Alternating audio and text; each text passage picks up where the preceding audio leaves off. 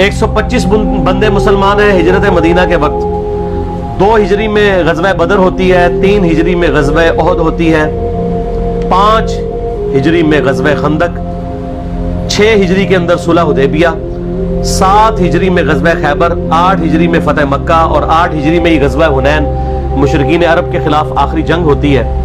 9 ہجری کے اندر غزوہ تبوک رومن امپائر سے ٹکرانے کے لیے نبی علیہ السلام خود تشریف لے گئے 30,000 جانثار صحابہ کے ساتھ رضی اللہ عنہم اجمعین.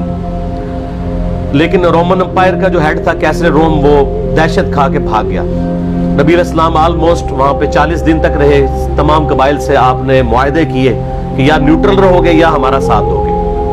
اگر کیسر روم اس وقت جنگ کے لیے تیار ہو جاتا تو جنگ یرموک وہیں پہ ہو جاتی. اور پھر نبی علیہ السلام کی 11 ہجری میں وفات ہوگی.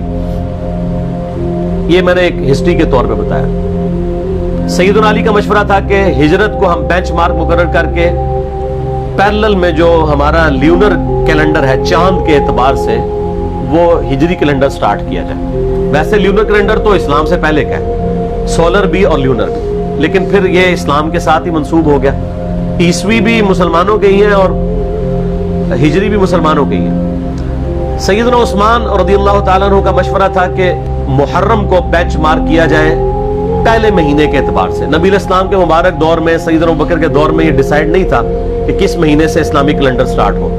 تو سیدنا عثمان کا مشورہ تھا کہ محرم سے سٹارٹ ہو.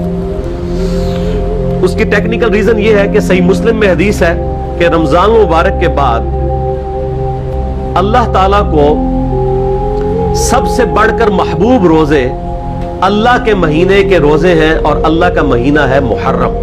نبی صلی اللہ علیہ وآلہ وسلم نے فرمایا. تو چونکہ اللہ تعالیٰ نے اسے خاص اپنے ساتھ اس مہینے کو کیا ہے, رمضان تو امت کا مہینہ ہے, محرم کے مہینے کو اپنے ساتھ خاص کیا ہے, اس لیے سیدنا عثمان کا مشورہ تھا کہ اسے بینچ مارک کیا جائے. اس کے علاوہ سورہ توبہ کی آیت نمبر 36 میں آپ پڑھیں گے کہ جب سے اللہ تعالیٰ نے زمین و آسمان کو پیدا فرمایا تو حرمت والے مہینے 4 ہیں, کل مہینوں کی تعداد 12 ہے. آپ دیکھیں لیونر ایئرز دیکھیں, اس میں 12 مہینے ہیں, سولر میں بھی 12 ہیں, اور ان میں سے 4 حرمت والے ہیں.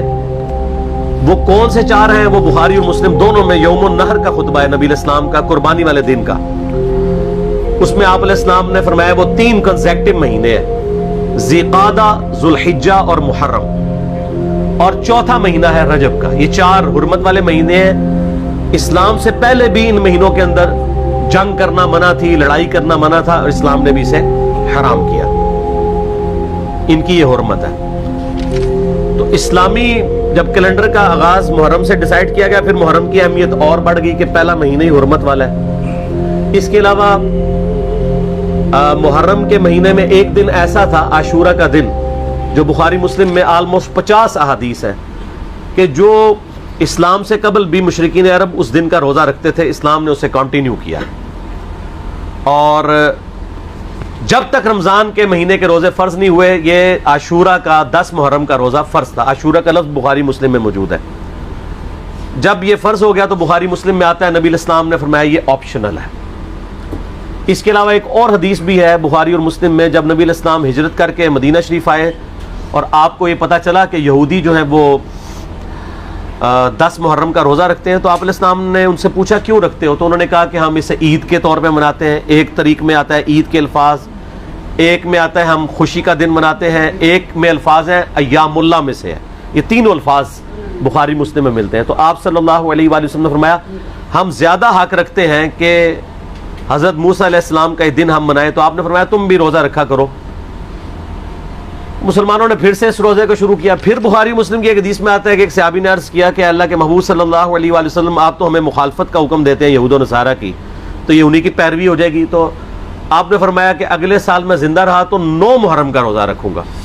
لیکن جب مسلم شریف کی اس حدیث کا ترجمہ کیا جاتا ہے تو بریکٹ میں لکھا جاتا ہے بھی, 9 کا بھی رکھوں گا, اس لیے کہ جامعہ ترمذی کے اندر موجود ہے 755 نمبر حدیث. اس کے انڈر امام ترمذی نے کامنٹس لکھے ہیں کہ عبداللہ ابن عباس کہتے ہیں یہود و نصارہ کی مخالفت کرو, 9 اور 10 دونوں کا روزہ رکھو. اس کی پوری سند سنن الکبریٰ البیہقی میں موجود ہے. اس کے علاوہ جو اہل تشیع کا اس روزے پر اعتراض ہے, یہودیوں کا بھی ایک اعتراض ہے کہ جی ہم تو کوئی نہیں رکھتے. تو میں نے بتایا کہ اب وہ مہینے چینج ہو چکے ہیں, آج بھی وہ اس دن کو مناتے ہیں, لیکن ان کے اس مہینے کا نام تشریع ہے. تشریع بھی بولا جاتا ہے, تشریع بھی, اور یوم کپور اسے کہا جاتا ہے. وہ میں نے 1.25 گھنٹے کا لیکچر آلموسٹ ریکارڈ کروایا, آج کل ہم نے فیس بک پہ اپلوڈ کیا ہے. اب 1.25 گھنٹے تو میں نہیں بول سکتا, تو جسے وہ اختلافی موضوع چاہیے تو وہ اس کو دیکھ لیں. باقی پھر اسلام میں تو محرم کی اہمیت اس وقت زیادہ بڑھ گئی کہ جب اس امت نے نبی صلی اللہ علیہ وآلہ وسلم کو قبر میں گئے ہوئے صرف 50 سال گزرے تھے کہ آپ کی پوری اولاد کو سوائے چند ایک کے میدان کربلا میں مظلومانہ شہید کر دیا. سیدنا حسین ابن علی رضی اللہ تعالیٰ عنہ کی شہادت نے اس مہینے کو اور عاشورہ کے دن کو ہمیشہ کے لیے امر کر دیا. ویسے اگر آپ بخاری مسلم میں تو آتا نا اس دن فرعون ڈبویا گیا تھا, ایام اللہ میں سے ہے. اس کے علاوہ اگر آپ تاریخ کی کتابیں پڑھیں گے تو آپ کو پتہ چلے گا کہ اللہ تعالیٰ کے فیصلے کے بڑے بڑے دن جو ہیں وہ 10 محرم کو ہی آئے ہیں. 10 محرم کے دن ہی یونس علیہ السلام کو مچھلی کے پیٹ سے نجات ملی تھی. اب اس پہ حدیثیں سپورٹیو نہیں ہیں, لیکن تاریخ میں یہ روایتیں ملتی ہیں. 10 محرم کے دن ہی اللہ تعالیٰ نے سیدنا آدم علیہ السلام اور سیدہ حوا کی ملاقات کروا دی تھی. اس کے علاوہ کئی اور واقعات آپ کو ملتے ہیں, اس ڈیٹیل میں جانے کے لیے ضرورت نہیں ہے. اس قسم کی آپ نے اگر میٹھی میٹھی باتیں سننی ہو تو طارق جمیل حافظہ اللہ تعالیٰ کے آج کل کافی کلپ چڑھے ہیں, وہ آپ دیکھ لیں. ہم نے تو یہاں پہ تحقیقی باتیں کرنی ہوتی ہیں, تو اس لیے میں ان چیزوں میں ٹائم لگا کے اپنی بات کا رخ اور طرف نہیں لے کے جانا چاہتا.